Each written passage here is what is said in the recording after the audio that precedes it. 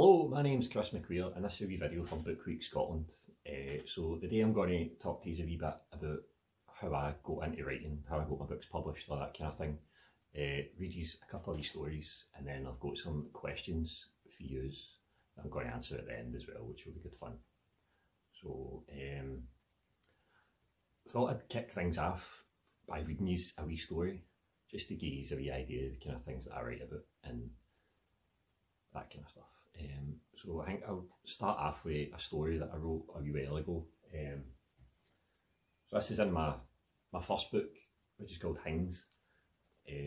So it's a collection of short stories. I think there's 25 stories in it. And this one I'm going to read you. This is my favourite one to read out. So this story is called Comma Police, and I wrote this because one of the things I like the most in life is a chicken comma, right? It's like curry you get for the Indians, but it's quite mild and creamy, and it's really nice, right? But like, see if I'm getting an Indian or something with my pals, they all like to get really spicy stuff, do you know what I mean? And they'll take the mickey out of me because I like a comma, and I get some amount of abuse for it. So I wrote a story about kind of based on that and how I feel about chicken commas and my pals liking spicy stuff. So while I'm reading these this, I want you to imagine a world where chicken commas have been banned, right? So this is called Comma Police. Paul was choking for one last hit. He'd nearly been caught so many times before that he'd had to come off them completely. His hands shaking, he picked up the phone. His daughter Hayley knew exactly what he was doing. "Da," she begged, tears welling up in her eyes. "No again, please, you said you were after them." "I know, hen, I'm sorry," he replied, putting an arm around her. "Just one last time and that'll be me. No more commas after this, I promise." Paul dialed the number for the Spice of Life Indian takeaway, the only place still willing to sell commas to desperate punters. "Can I have a home delivery, please?" Paul said. "It's Thompson, 14 Kilnside Road. Vindaloo, extra hot, please. Boiled rice and a plain naan." "Aye, I'm sure. It'll be alright. I know. I didn't get it for you if anybody asks." "Right, cheers." You see, an extra hot Vindaloo with boiled rice and a plain naan was the code name for a chicken comma. You couldn't even say the word comma these days. It was dirty, it was taboo. It started off with people just being laughed at, but soon escalated into something more serious. Comma lovers became ostracised, bullied for their love of the creamy curry. Then they became illegal. People were imprisoned under the so-called Spice Act. Bootleg commas started doing the rounds, passed about in secret between those who enjoyed the milder things in life. About half an hour later, Paul heard a chap at the door. He got up and looked through his spy hole. There was a tiny, frail-looking man in a baseball cap shuffling nervously on his doorstep. Paul opened the door slightly. "That's £20, please, sir," the man said. "Oh, what? Come on, mate, it was only a tenner last month," Paul said indignantly. "Ah, well, this is risky business, my friend, you know. These commas, we need to make it worth their while." Paul passed a £20 note to the man, and the man just looked at the money in his hand as if Paul had just deposited a humongous jobby into his hand. "Oh, I'm sorry," Paul shrugged. "I've not got any change for a tip." The man handed Paul the blue poly bag containing the comma and shook his head. "Cheeky sod," Paul muttered as he closed the door. Back in his car, the delivery driver dialed a number into his phone and held it to his ear. "Yes, hello. I'd like to report a suspected comma eater, please. 14 Kilnside Road. Thank you." He hung up and drove off. Paul poured the pale gold sauce onto the bed of rice, steam wafting up into his nose. "Oh yes," he said. Hayley sat on the couch biting her nails as she watched them. Paul could feel himself salivating as he raised that first forkful to his gaping mouth. And then bang, bang, bang. 3 loud chaps at the door. Paul dropped his fork. Harry and Hayley looked at each other. "Comma Police, open this door," boomed a voice from the other side. "Oh no, hen. Right, you open the door," Paul said to Haley, and I'll try and get rid of this.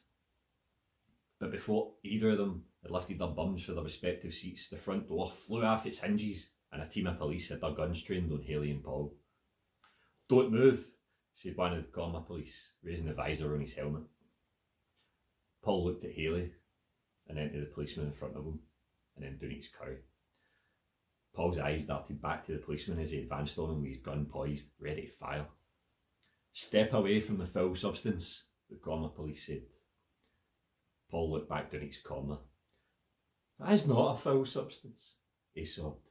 "It's the most delicious, perfect thing in the world. Just try it and you'll see, it's all I see." "I will not be polluting my body with that filth," barked the policeman, and he fired a round into Paul's plate. Comma sauce went everywhere. Paul licked some for his hands and for the corners of his mouth. "Mate, is your sense of masculinity so fragile that you'd rather sit and burn the mouth off yourself with a vindaloo or something, just to prove you're some kind of hard man, rather than enjoy a delicious taste sensation like a comma?" The comma police all looked at each other. The leader nodded and advanced on Paul. Paul picked up his fork to defend himself. The leader halted. Paul scraped some comma sauce up off the carpet with his fork. "Sir, put down the fork," the leader said, raising his gun to Paul once again. Paul just smiled at him, and he raised the fork to his mouth, keeping eye contact with the leader of the comma police the whole time. "Sir, if you do not put down the fork, we will be well within our rights to use lethal force against you." Paul's tongue had barely made contact with the sauce when a bullet flew into his forehead, killing him instantly. Haley wailed in anguish, "That's my dad, you've shot my dad." She sobbed. Two of the comma police ushered her away from the scene. "Cover up that guy's face," the leader said with disdain to one of his officers. "I can't even look at him anymore, that's disgusting." "Yes, sir," a young officer said, and he covered up Paul's face with the now cold naan bread. Cheers.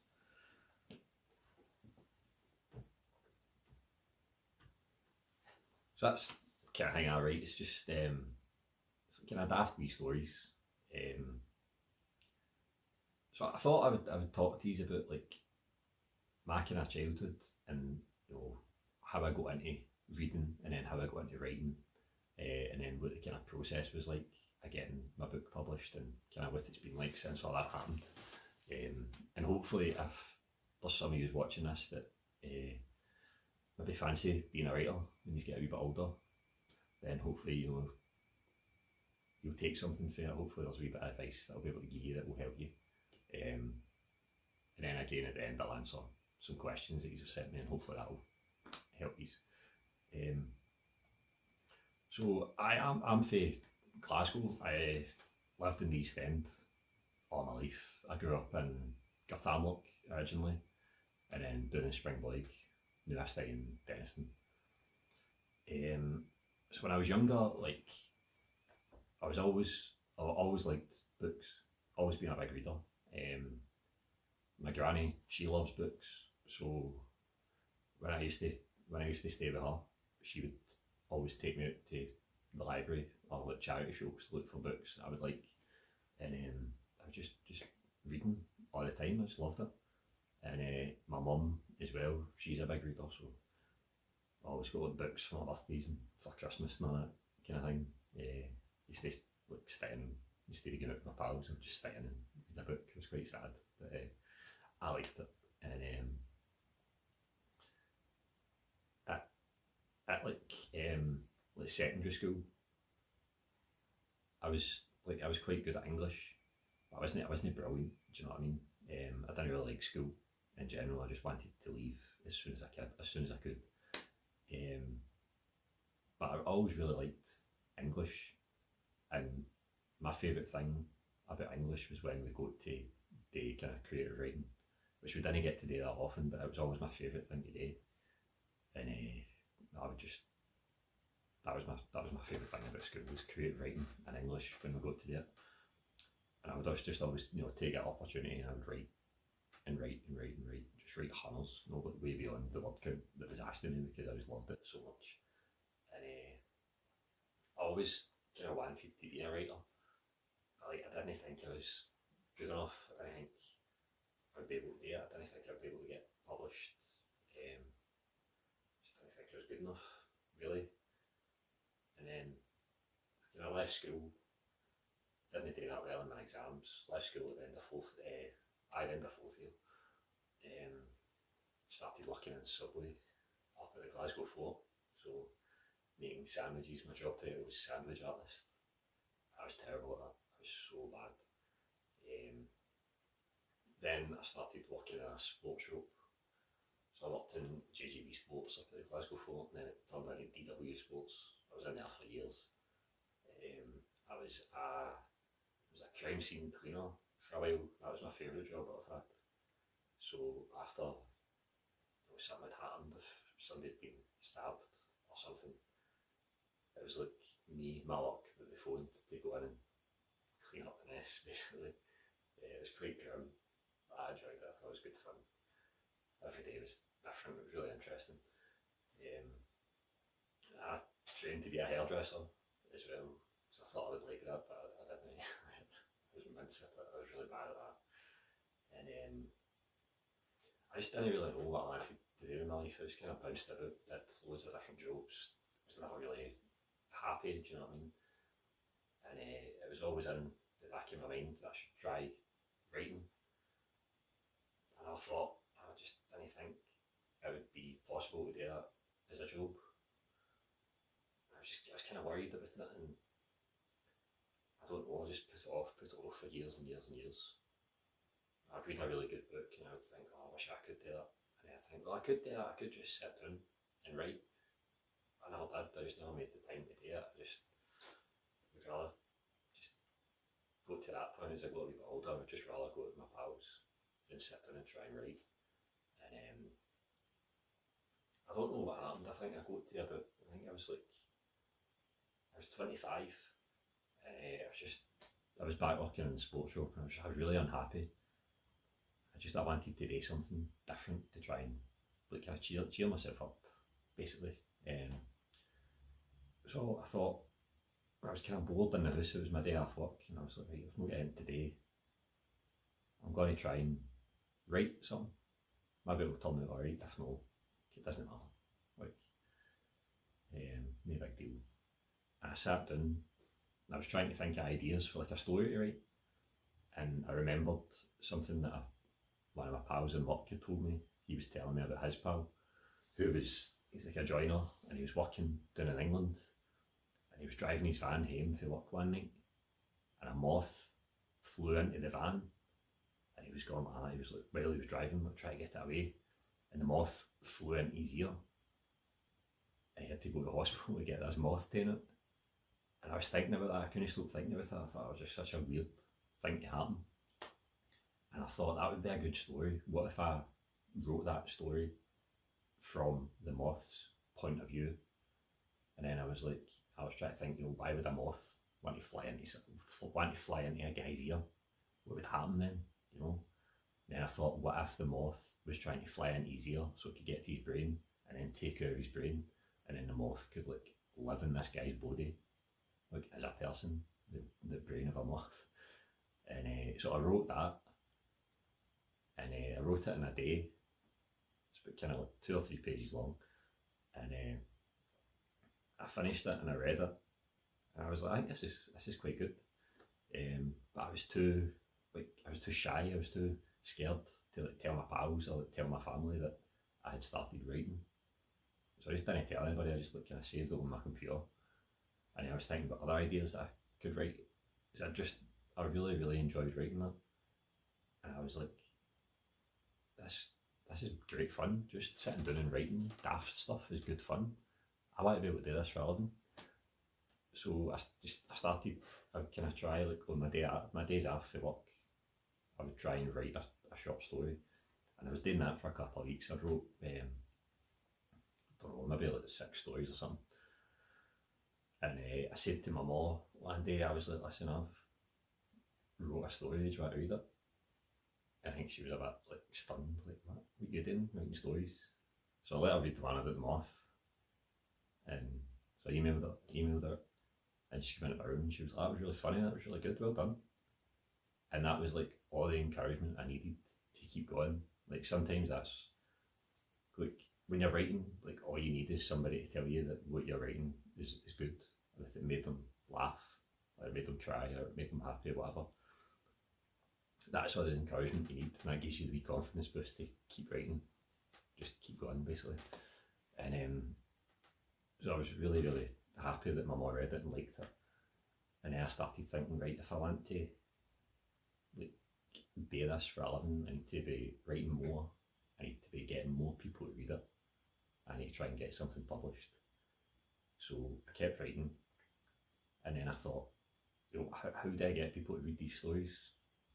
And I was kind of racking my brains a wee bit trying to think, and then I thought, well, I could just put them on like Twitter and Facebook and get people on there to read them, and then if they like them, maybe they'll share the stories with their pals, and if they like it, they'll share the stories with their pals, and so on and so on and so on. So I think it was one Sunday night, I wrote a copy and pasted that story about the moth onto like this like blogging website. It's called medium.com. It's really good if you're if anybody's looking to do that, to try and get more people to read their work. You can put it on this website called medium.com. It's like kind of like a social network for writers. So if you put something on there, other writers will read it and they'll give you feedback, and you can read other people's stuff and give them feedback and stuff. So it's really nice. You kind of make pals on it as well with other writers, which is quite nice. You can email each other work and all that. It's quite good. So I put it on there, and then shared the link on Twitter to try and get my followers to read it. I think at that point I had like 2,000 or 3,000 followers, and just as I was about to hit tweet, I just felt so anxious about the whole thing. I was like, this is, as soon as I hit tweet, that's 3,000 people are going to see this, and they're going to be like, what the hell's going on in that boy's brain? Why is he just sitting in his house writing about moths? Like, what if I think I'm a pure weirdo? What if I think it's rubbish? What if, I don't know, what if my pals for work read it or something and they start taking the mickey at me and kind of laughing at me for writing? I was really worried about it, but then I just kind of calmed down and I realised that, like, if I want to be a writer for a living, if I want to, you know, write books and get them published, I'm going to get used to this. I just thought, right, let's just do it. Tweeted it, and then as soon as I did that, I just turned my phone off. I was pure worried about the reaction to it. So I turned my phone off for like an hour or something. And then eventually I was like, right, I need to see, man, like, have people actually read it? Maybe I've posted this and nobody cares, which would be even worse than, I think that would be even worse than people reading it and not liking it. Do you know what I mean? So I turned my phone on and I checked Twitter, and there was just loads of people saying that they read it and they thought it was funny. Loads of people sharing it and sending it to their pals and stuff. And it was it was a really good feeling. I was just so buzzing, and I was like, right, this is like pure addictive. Like putting something online, writing something, putting it online and getting feedback and people telling me it was good, and some people saying like, oh, it was good, but you could have done this better. That was really helpful as well. See, when you get kind of constructive feedback, like that makes all the difference. So somebody was saying things like, you know, you're kind of using apostrophes and commas and things like that wrong. Your grammar's a wee bit off here. This wee bit doesn't quite make sense. And it was good just kind of getting that feedback. So I'd read it all, read all the good comments. That gave me a confidence boost. And then all the kind of comments that were like constructive, like a wee bit of criticism, taking them on board, trying to get better as a writer. Because at that point, like, although I'd read loads of books and I started writing, I didn't really know what made a good story. I didn't really know how to write. You know what I mean? Like, I didn't get a lot of creative writing kind of stuff in school, so I didn't really know what I was doing. I was just winging it and just hoping that it would be alright, basically. And so after that, that gave me the confidence to keep writing. I just kept going, and I was like reading books about how to be a good writer, watching YouTube videos about it, interviews with like kind of famous writers, and just trying to learn as much as I could. Then I started sending stuff away. There's like literary magazines, they're called. So it's magazines for like short stories and poetry that people send to them, and they publish them in this wee magazine. And so I sent out a couple of stories to a couple of different magazines. I sent it to hundreds of magazines actually. I think I got like 2 published out of about 100 submissions. So that's another thing you need to get used to there, right? There's a lot of rejection. Not everybody's going to like your stuff, but the ones that they like it, that's great. You know what I mean? That's what keeps you going. So to get published in these magazines, you just need to keep sending stuff, keep writing, keep sending stuff away, and eventually somebody will say aye and publish you. So eventually I think I got like 2 or 3 published in a couple of magazines. I was really, really happy. And I was still just putting my stuff online as well for people to read for free, just to try and build an audience. And I started getting like loads of new followers on Twitter and stuff because of it. And so I was uploading like 1 story every week, and it was always on a Sunday night. And people were always asking me, when's the next story, when's the next story? Like, people were excited about it. And it was such a good feeling. It just really, really kept me going. Just gave me the confidence and motivation to keep writing, and I needed that. And eventually, after doing that for a couple of months, a publisher got in touch with me, sent me an email, and they said, you know, we're really interested in your stories that you've been putting online. You seem to have a good following, people seem to be reacting well to them. Do you think you've got enough to fill a book? And I didn't reply to the email because I thought, like, I don't know, it was a wind up or something. Just didn't. It just seemed too good to be true, do you know what I mean? And then a couple of weeks later they emailed me again saying, well, basically this isn't a bam up. We want to publish your stories in a wee book. Do you have enough to fill a book? And once I'd calmed down and like stopped celebrating, I emailed them back and I was like, I've got hundreds, I can write well. Here's everything I've written so far, basically. Sent them it. A couple of days went by, well, they read through everything I'd sent them. And then they asked me to go through to Edinburgh for a meeting. Went through on the train, and they offered me a book deal, and that's what became my first book, Hings. And this is the first copy I ever got through my door. It was posted out to me by a publisher, and I couldn't believe it. Like seeing that with like my name on it, it's such a good feeling. It was the best day of my life getting it through the so that's how that book came to be. And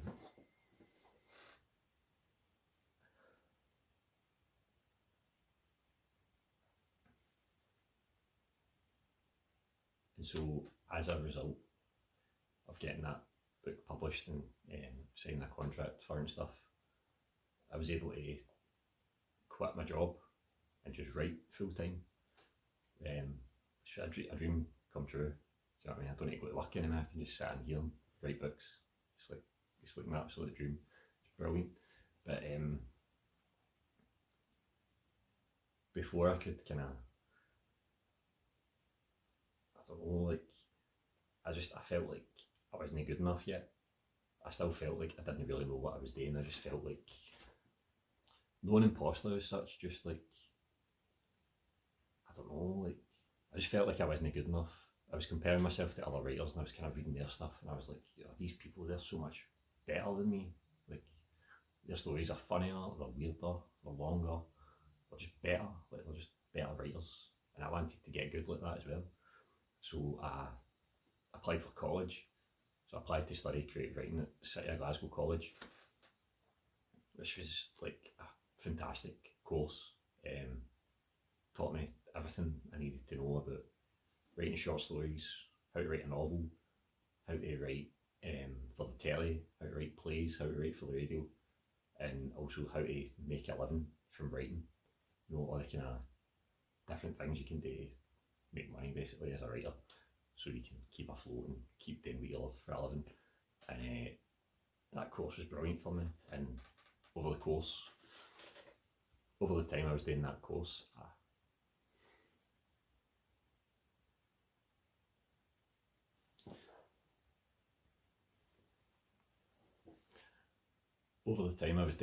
I started writing my second book, which was this one here. So this one, it's called HWFG. This came out about 2 years ago. It's a wee bit longer than my first one. So first book had 25 stories in it. I think it was like 220 pages long. This one's only got 19 stories in it, but it's like 250 pages long. So there's less stories, but they're longer. What I wanted to do was just try and write better stories, basically. Wanted them to be a wee bit longer, wanted them to be weirder, darker, and kind of funnier as well.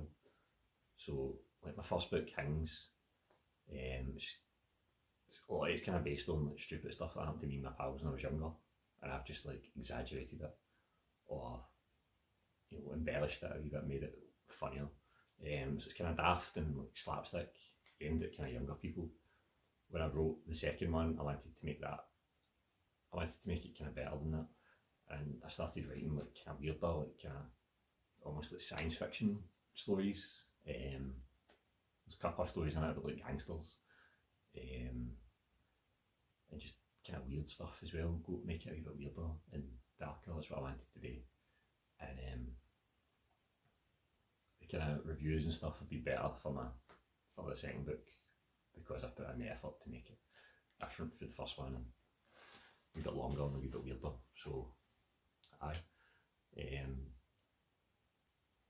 last year I think it was, my first book was adapted by the BBC into like a wee kind of 3-part series.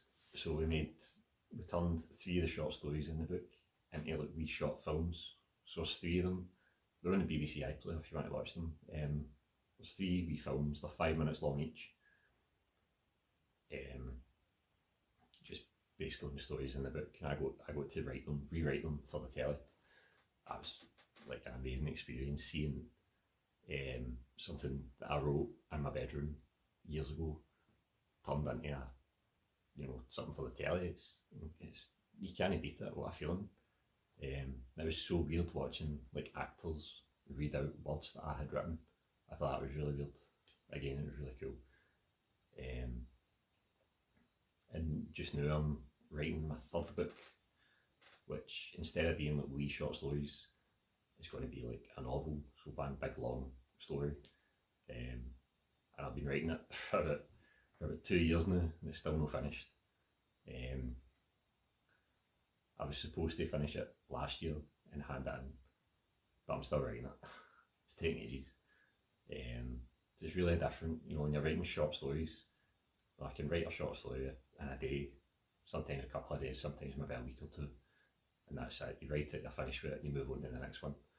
But with a novel, a big long story, it's really difficult, because you've maybe got like kind of 2 or 3 storylines going through the book, and you need to sort of tie them all together and make it all make sense, and it's really difficult, but it's great fun. I've really enjoyed writing it, because with a longer kind of story like that, you've got more room to like develop the characters and get right into their brains and see what they're all about, and just make more stuff happen.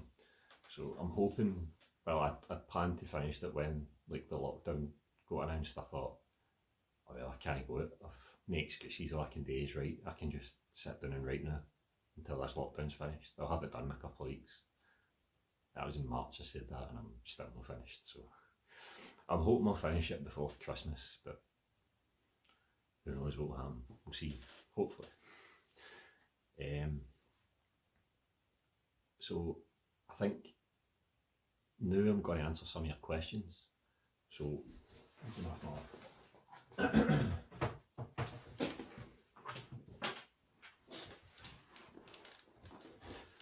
so these are some questions that users sent me. So I'll start with a couple for Clydebank High School. So the first one is, what's your favourite joke? My favourite joke is probably, what do you get hanging from banana trees? Sore arms. What did you think of Clydebank when you visited it? Be truthful. So I did. I taught like a class at a primary school in Clydebank at the start of this year, and one of my pals is from Clydebank, and I really like Clydebank. I think it's a nice place. It's dead like the East End where I'm from. You're kind of nice and close to like Loch Lomond and stuff like that. So, Clydebank's alright. Nothing wrong with it. Did you do well at school? I did alright at school. No brilliant, but I wasn't terrible either. I was just kind of really, really average. Was I funny at school? No, really, really shy at school. I had like pals and that, but I was quite quiet, quite shy. Just kept myself to myself, really. Somebody's asking is your name already? So my last name is McQueer, McQueer, and I used to get bullied for it at school. So it's quite an unusual second name, but I used to hate it. I used to really hate my last name, but now I love it because, like, it's such a good name to have as a writer because people won't forget it. Do you know what I mean? If you see my name on a book, you go, "What the hell? What kind of name is McQueer?" And they'll pick it up, and then they might buy my book. And I think I'm the only Chris McQueer in the world. I'm the only person with my name. So when you Google me to look me up or whatever, it's only me that comes up. So that helps me sell books as well. So it's good. I don't think my name's already anymore. Is it a pure buzz seeing people read your books? It is a buzz. I love like being on the train or something, and sometimes I'll see somebody reading my book, and I think it would be quite weird if I went up and said to them, "Oh, it's me that wrote that." So I don't, but it gives me a wee buzz just seeing it. I love getting into like bookshops and seeing my book on the shelf. It's an amazing feeling, amazing feeling. Your stories are really funny, but did they really happen?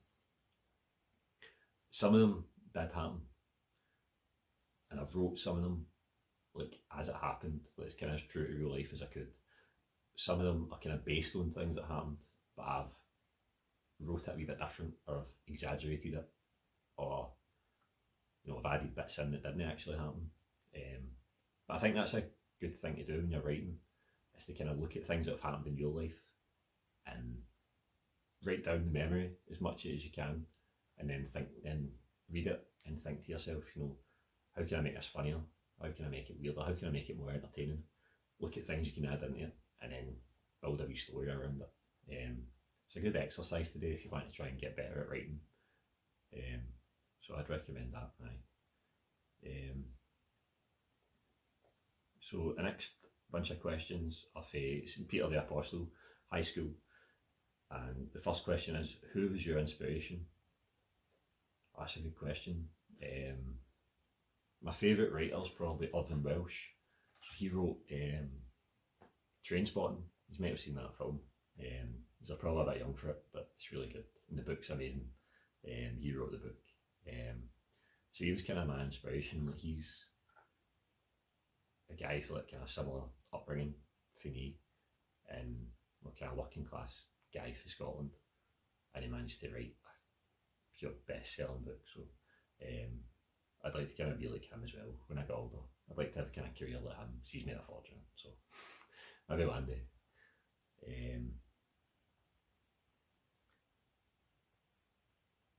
Was it tough getting your book published, and what did you do in order to promote your stories?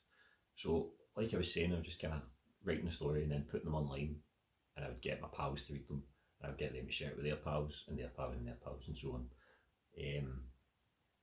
So I would make like a wee picture to go with the story. So I'd try and find like an image that kind of summed up the story or related to the story in some way, and I'd put the story title over the image. I tried to make it quite eye-catching, so when people are scrolling through Twitter, they would see it. That's kind of how I done that. To like promote my book, I did like kind of giveaways.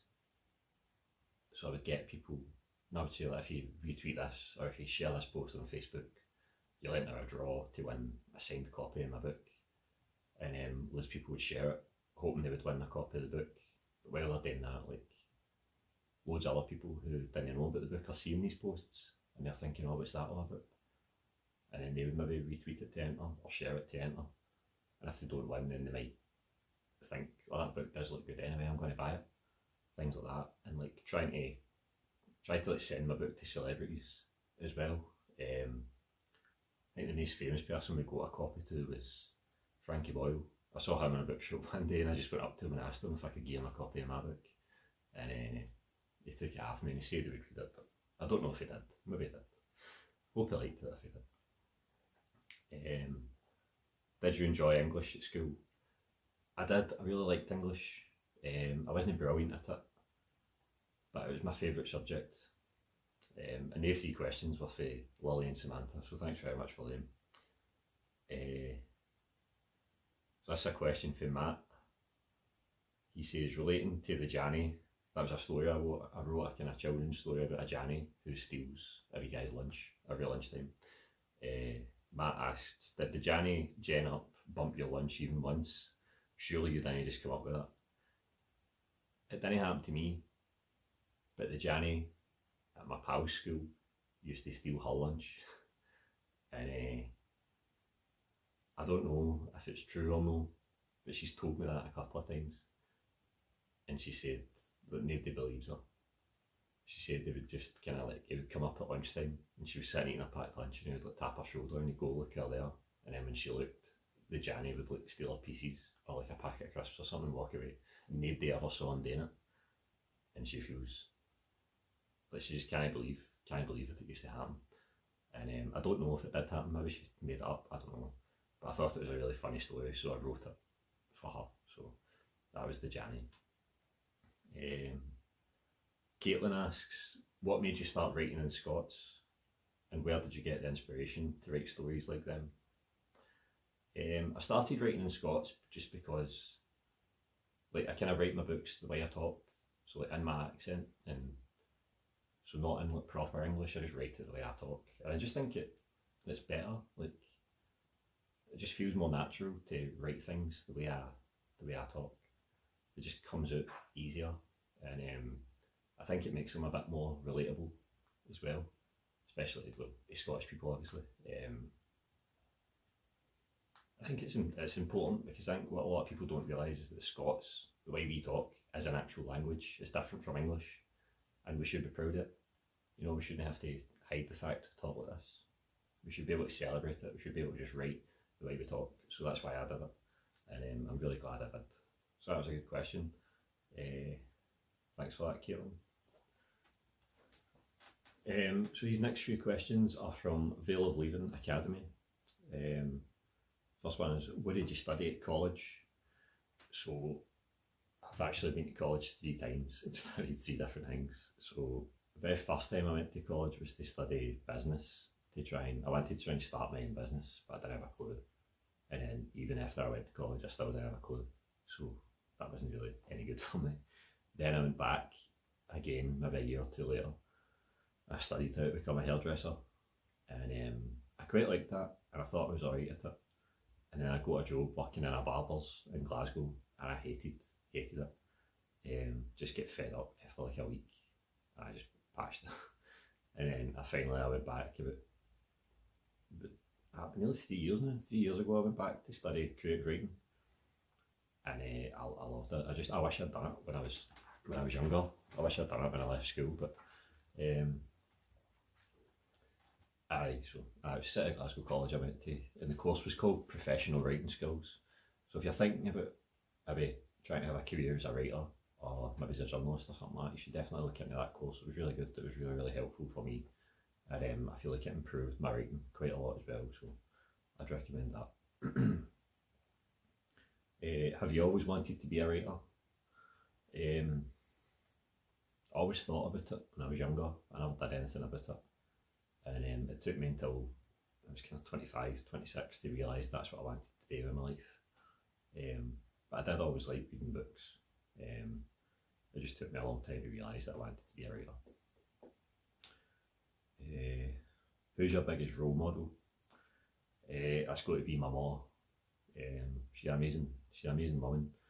She had me when she was 19. she's really young, and brought me up herself.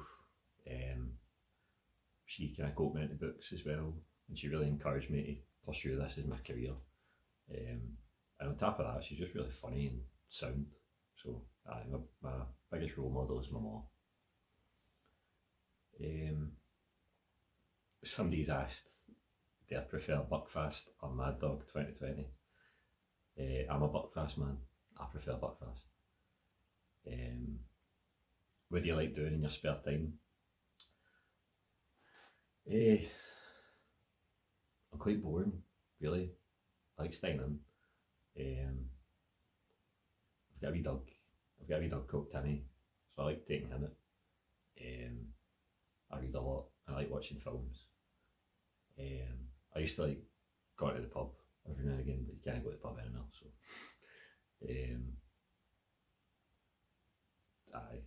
that's really my only hobbies. Taking the dog out and spending time with my girlfriend. That's about it. What is your writing process like? It's all over the place. I'm one of the most disorganised people you'll ever meet. I used to really plan out the stuff that I write. I used to sit down and go, right, I want this to happen, this to happen, this to happen. Make a plan, like a framework, like step by step, here's how I want the story to go. But I've stopped doing that. I just kind of wing it now. But I just sit down and write and see what comes out and just kind of make it up as I go along without planning too much. And I've found that kind of makes me write a bit better. Like, I don't know, I just feel like they've given me a freedom, and I don't know, it helps me come up with ideas a bit faster, which is good. It's hard to explain, I just prefer doing it that way. I think I write better at night time. It's my favourite time to write. And I try and write every day, but that leads me on to the next question actually, but sometimes that doesn't happen. So have you ever had writer's block? Aye, big time. This book I'm writing now, I've been writing it for like 2.5 years, and I've had writer's block for a lot of that time. It's like you sit down to write and you just can't think of anything. You just can't struggle to come up with ideas, or anything you do write, you read it back and you're like, this is mince, man, this is rotten, and you hate it, which is worse, it's even worse. And then, so I feel like I'm coming out the other end of it now, and I feel like I'll be able to crack on with what I'm writing now, but the only way to deal with it is to just keep trying to write, kind of force yourself to write. So like, when I'm stuck writing this book that I'm writing now, I'll kind of look at other ideas that I've had in the past, and I'll just try and play about with them, try and write something short to just see what it's like, just try and get myself into the groove of writing again. So that helps. If I'm really stuck on like a certain idea, like I don't know where to take a story next, sometimes just like putting in my headphones, taking the dog for a walk, listening to music, just kind of clears your head, and then when you sit back down and start again, it helps you refocus and you've got a kind of clear mind, and that kind of helps as well. But it's murder when you get writer's block. Writing this book is really the only time I've had it. But it'll be fine, I'll get it finished eventually. What is your favourite book? That's a good question. My answer to that changes all the time. It's really hard to pick. I used to always say it was Trainspotting by Arden Welsh, but I really like Cormac McCarthy. So he wrote a book called The Road, and it's about a dad and his wee boy trying to survive at the end of the world. And that's really, really good. It's really grim. There's a lot of bad stuff happens in it, but it's brilliant. It's a really, really good book. So that's probably my favourite book actually. The Road by Cormac McCarthy. Did your parents have an influence on your writing career? Definitely. My mum was the one that really pushed me to do it and make her have a right good go with it. She's the one that really encouraged me, and so she's had a big influence on it as well. So she was always like the first person that read any of my stories. As soon as I wrote something new, I would send it to her and she would give me feedback, and she was really good at doing that. And she's still like my biggest supporter, my biggest fan. So aye, my mum. Let's see, that's a good question to end on. So what advice would you give to aspiring writers? So I imagine there's probably a few of watching this that quite fancy being a writer. I would say that like you've got like a head start on me if you've realised that at your age to now, which is brilliant. So use that to your advantage, use your age to your advantage. So I would say, number one, if you want to be a writer, you need to try and write every day. So try and write at least something every day, even if it's just like 2 or 3 sentences of a story, it doesn't matter. As long as you write something every day is really good. I would say keep a wee notebook next to your bed, because I think a lot of people are like this. You kind of come up with your best ideas kind of last thing at night as you're drifting off to sleep. That's when your brain's kind of working through everything that's happened to you that day, and you're kind of mulling over problems, thinking about what you've been writing earlier. That's when my best ideas come to me, so I keep a wee notebook next to my bed and just jot down any wee ideas that you have. That's a good tip. I would say probably the biggest hurdle is getting over that fear of letting other people read your stuff. So that can be really scary because you're worried that they won't like it, or they'll think it's rubbish, or they'll think you're weird, something like that. And I let that hold me back long enough. But as soon as you get over that, and as soon as you ask people to start reading your work and start putting it out there, you'll be amazed at how supportive people are. And get used to like kind of getting feedback on your work. So people might say things to you about your work. They might comment that it's not good enough, or certain things that you don't do very well. It's kind of hard not to take that personally, and I used to get really like offended when people said kind of bad things about my work, or they said that they didn't like it and stuff. It made me feel really kind of sad and quite angry as well, to be honest.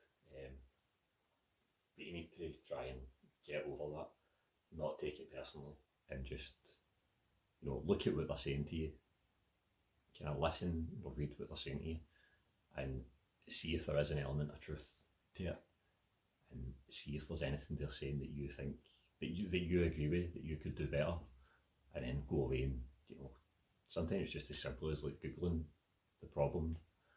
Like maybe you don't know how to use punctuation and stuff like that correctly, just Google it and you'll find the answer. And or ask like your English teacher, stuff like that, they'll always be keen to help you. Any other advice? I think writing every day is the number one. Try and write every day. And as well, like if you do go down the same route that I did of kind of putting your stuff online, like don't be embarrassed about it, like shout about it. Like nobody can promote your work as good as you can, so do your best and shout about it, get attention towards it.